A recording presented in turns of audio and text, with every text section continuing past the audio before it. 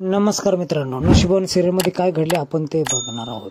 नागेश्वर आणि त्याच्या गुंडांनी सर्व तुळजापूर शोधून काढलेलं असतं, पण प्रभासचा तपास कुठेच लागेना.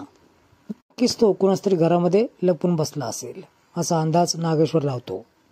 प्रश्न पडला की प्रत्येकाच्या घरामध्ये शोधणार तरी कसं. इलेक्शन तोंडावर आलंय आणि प्रत्येक जणांच्या घरामध्ये जाऊन आपण कसं काय तपासणार, एक देखील मत पडणार नाही याचा त्याला पूर्ण अंदाज होता. आता पेस्ट कंट्रोलची भन्नाट आयडिया नागेश्वरच्या डोक्यात येते. याचा अर्थ प्रत्येकाच्या घरात जाऊन साफसफाई करता करता आपण प्रभासचा शोध घेऊ शकतो असं नागेश्वर पुढे बोलतो. प्रभास गिरिजाचे हात जोडतो, कारण तो तिच्या घरी आलेला असतो. थोडा वेळ मला इथं राहू दे, ते गुंड निघून गेले की मी निघून जाईल असं तो बोलतो. आता 25 वर्षापासून मी एका मुलीला शोधत आहे असं प्रभास बोलतो. ती शोधली का मी इथून निघून जाईल हे देखील तो बोलतो. दत्तू तिथे येतो. दत्तूला पाहून प्रभासला खूप आश्चर्य वाटतं आणि त्याच वेळेस गिरिजा त्यांना बाबा बोलते. तू मला परफेक्ट घरात घेऊन आली आहे. प्रभासला अंदाज लागतो की गिरिजाच ती मुलगी आहे जी सोपवली होती मी दत्तूकडे. प्रभास आणि दत्तू बाहेर गप्पा मारतात. प्रभास दत्तूला प्रश्न करतो, ही तीच मुलगी आहे का जिला मी 25 वर्षापूर्वी तुला दिलं होतं. आता दत्तूच्या मनात खूप प्रश्न पडतात.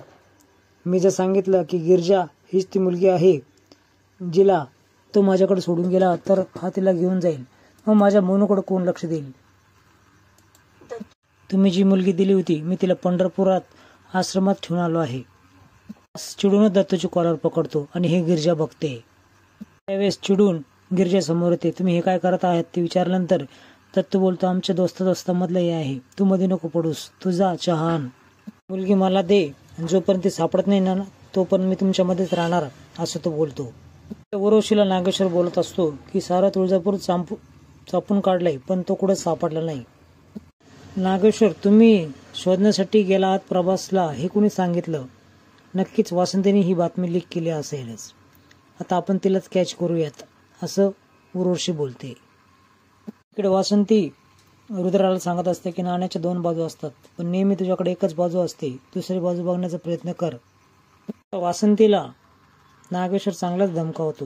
कशाला निपुत्रिक होत आहे, याचा अर्थ रुद्राला देखील तो मारू शकतो याची कल्पना त्यांनी वासंतीला दिलेली असते.